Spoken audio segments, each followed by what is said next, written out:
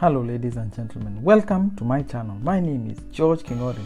I'm an online finance guy who speaks about all things finance. How you can be able to save, how you can be able to invest, and how you can be able to grow in your financial outlook. And today I'm going to speak about 5 non-financial resources that every person should have, or non-financial assets that every person should have. So what are these 5 non-financial assets? So the first one is knowledge, and I'm speaking about every person should be able to acquire more than sufficient, more than average knowledge about the skills that they possess. They should have more than additional knowledge beyond the ordinary person. Why is this important? It is because when you leverage knowledge at the required time and you are able to use it effectively, you could be able to generate money and resources and build a business. So you need to learn how to get knowledge, how to acquire new knowledge, how to do your research and development, and how to be the very best and a pioneer in a specific field. And this requires for you to be totally knowledgeable and totally willing to learn and to grow every day, because knowledge is one non-financial asset you should never ignore. So what is the next one? The next one is you should be resilient. Yes, resilience is the ability to be able to wake up after a fall, after a disappointment, after things have not worked for one reason or the other, being able to pick yourself up and go forward. Remember that not everyone wakes up and goes on in the journey for their business and in their personal lives, and this ability to be able to wake up and go on and learn from your previous mistakes is what is going to differentiate you from the people who actually failed. Remember, the people who fail the most are the people who try once and move on and stop following or learning from what they have failed from and doing even better in the future. So resilience is one thing you need to learn how to cultivate, and you need to learn how to use, because the resilience is what is going to allow you to be able to work through the difficult seasons and situations in your business and in your financial situation. The other thing you need to have is persistence. Yes, persistence to be able to do small incremental steps every day despite not being able to see the actual fruits immediately. Because remember, business is not about the big jumps and the big leaps and the big business and the big tenders.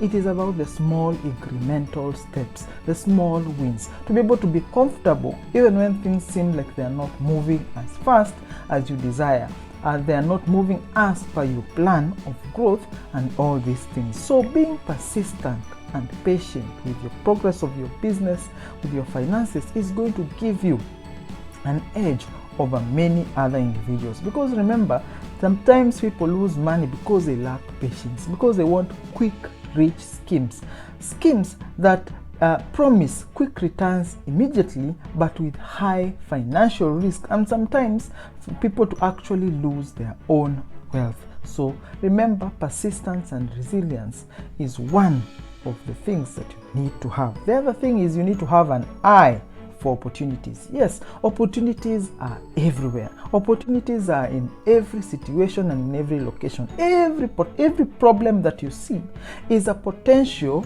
opportunity for you to generate wealth. Because remember, when you offer solutions to the problems that you actually see, and when people put a financial value in the services that you are giving or in the good that you are giving to be able to solve a problem that they have, then you'll be able to make your wealth. It doesn't have to be an expensive or a one-time project. It could be a small thing that is going to be bought over and over and over. But you need to have an eye to be able to spot these opportunities, because when you spot these opportunities before any other person, then you could be able to exploit and gain value before every other person. You could be able to patent design and patent ways of doing things before every other person, because you have an eye for the opportunities that are actually around you. Then the other thing is you need to have great negotiation skills, because remember, for you to be able to get good terms on any contract, to be able to get good terms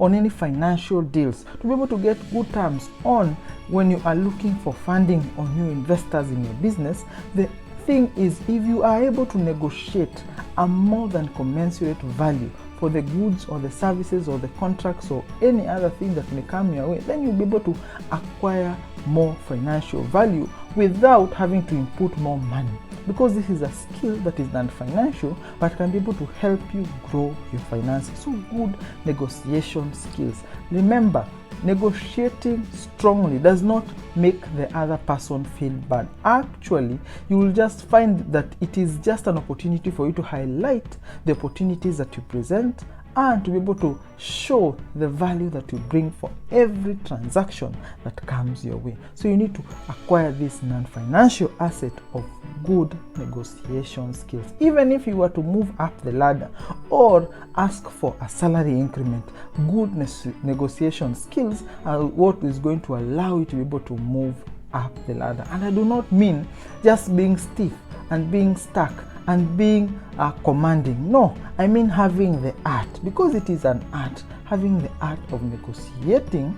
Negotiation is an art that allows you to be able to move up values towards your favor when you are negotiating with other individuals. So please ensure to have this non-financial asset.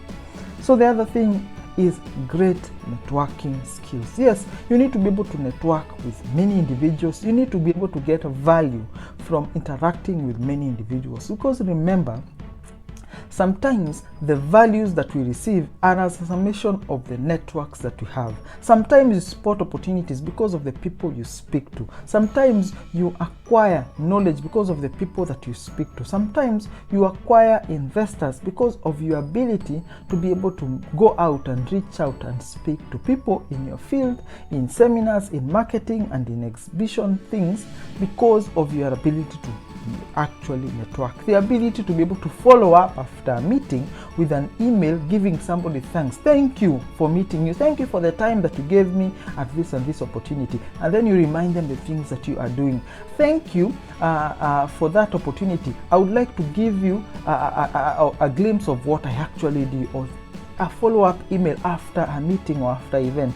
Even the ability to be able to ask for a meeting beforehand in a decent and in a good way is one ability that is actually linked to your networking skills. So networking skills are not only limited to marketers, but to any individuals who desires to be able to acquire a certain knowledge, to be able to meet certain people, to be able to get the opportunity to be able to grow in a certain network or in a certain closed community.